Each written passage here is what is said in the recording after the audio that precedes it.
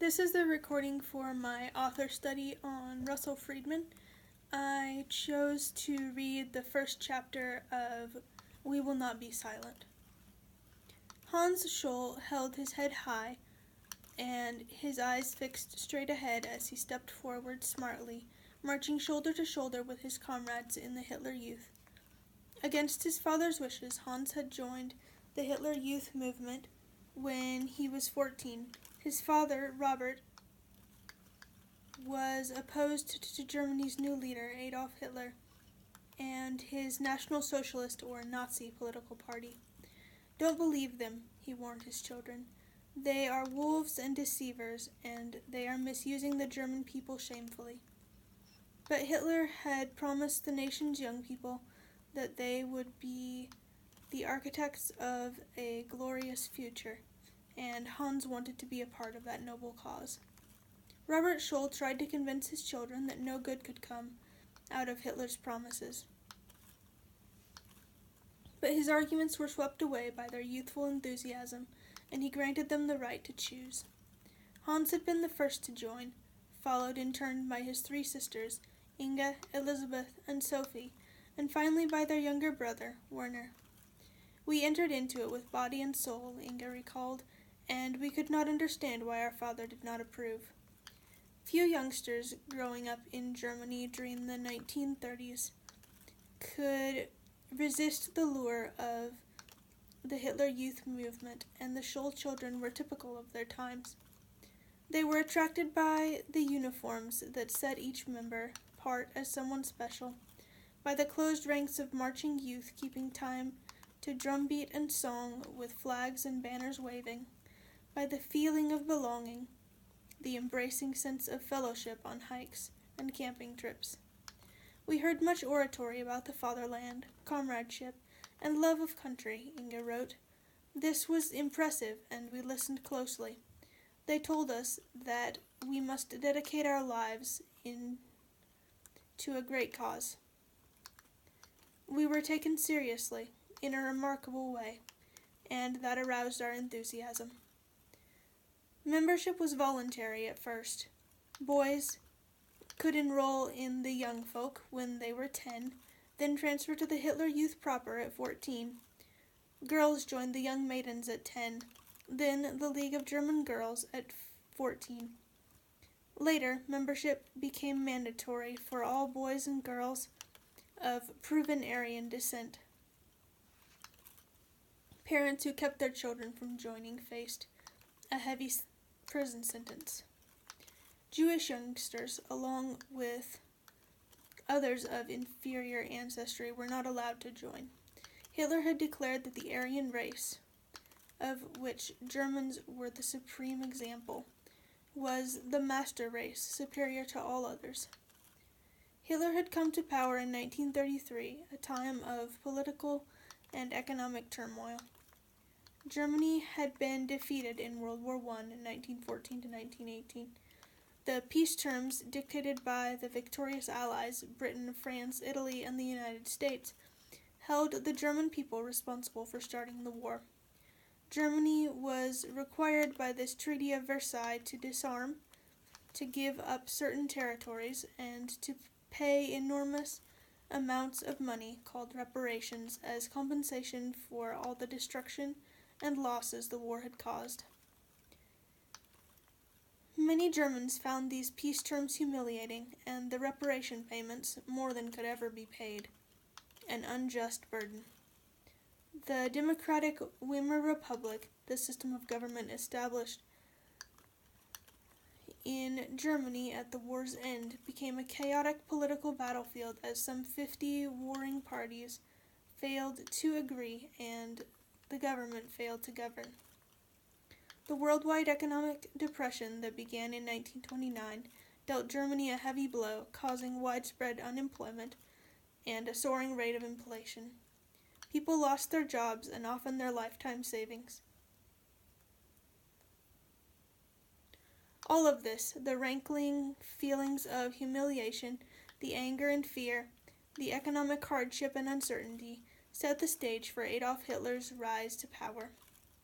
Hitler, a scrawny World War I corporal with a black toothbrush mustache, and, as he would demonstrate, a hypnotic speaking manner, promised to create jobs and restore Germany's prosperity and military might. In his memoir Mein Kampf, My Struggle, and in his speeches he claimed that Germans, or Aryans, were destined to rule Europe. Hitler convinced enough voters that he had the answers to Germany's problems to lead the Nazi Party to victory in the election of November 1932. Backed by his black-shirted stormtroopers, who terrorized some political rivals and murdered others, Hitler rapidly established himself as Germany's absolute dictator, the Führer, or supreme leader. His portrait went up on the wall of every classroom and public building. School children started the day with their right arms rigidly extended in the Nazi salute, shouting, "Heil Hitler! Hail Hitler!" To criticize the Führer, or simply repeat a joke making fun of him, was an offense that could result in prison or even a death sentence. During these years, the 5 Scholl children were growing up in Ulm, a cozy town on the Danube River, nestled among the valleys and mountains of Bavaria in the south of Germany. Ulm, the name sounded to us like the boom of the biggest bell in the mighty cathedral, Inga Scholl recalled. The family had a big apartment facing Cathedral Square. Their windows looked across the square to the spires of the 400-year-old Catholic cathedral. Robert Scholl had been elected mayor of 2 small towns before moving his family to Ulm, where, even during the Depression years, he made a comfortable living as an attorney and financial advisor. He met his wife, Magdalene, a cheerful, devout woman, during the war at a German military hospital where she worked as a nurse. Robert, a pacifist and conscientious objector, had refused to carry a gun and served instead as an army medic. He was as outspoken as his wife was soft-spoken. When the Scholl children spoke of their homeland, they usually meant the beautiful countryside around Ulm. For we loved our land dearly, the woods, the river, the old gray stone fences running along the steep slopes between orchards and vineyards, Inga wrote. Every inch of it was familiar and dear. Our fatherland, what was but the extended home of all those who shared a language and belonged to one people. We loved it, though we couldn't say why. Sophie, perhaps the best writer of the family, put it this way: I can never look at a limpid stream without at least dangling my feet in it. In the same way, I cannot walk past a meadow in May. I lie in the grass quite still, my arms spread, my knees raised, and am happy. Through the blossoming branches of an apple tree, I see the blue sky. When I turn my head, it touches the rough trunk. I press my face to the tree's dusky, warm bark and think my homeland, and am inexpressibly grateful. Hans, 3 years older than Sophie, was a natural leader.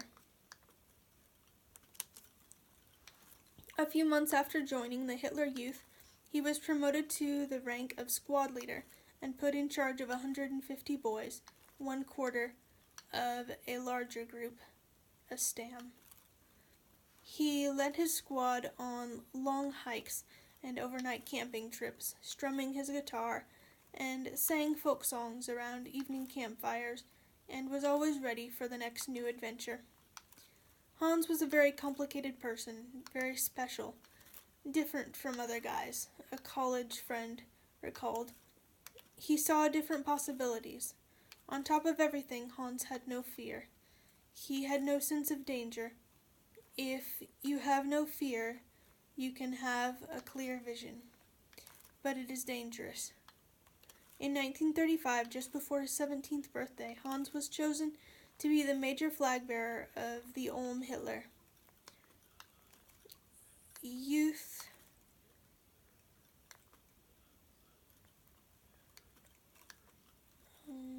Hans was chosen to be the major flag bearer of the Ulm Hitler Youth Contingent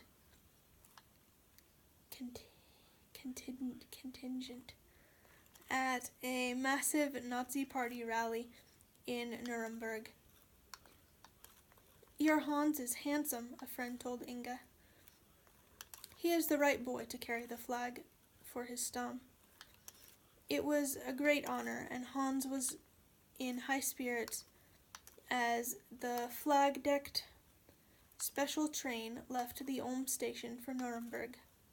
The rally, attended by 50,000 Nazi youths, was a spectacular week-long celebration of speeches, marches, torchlight processions.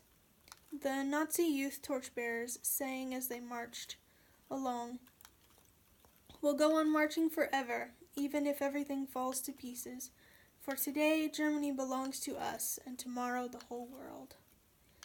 The main events took place at a huge stadium, circled by gigantic searchlights that shot brilliant beams into the night sky.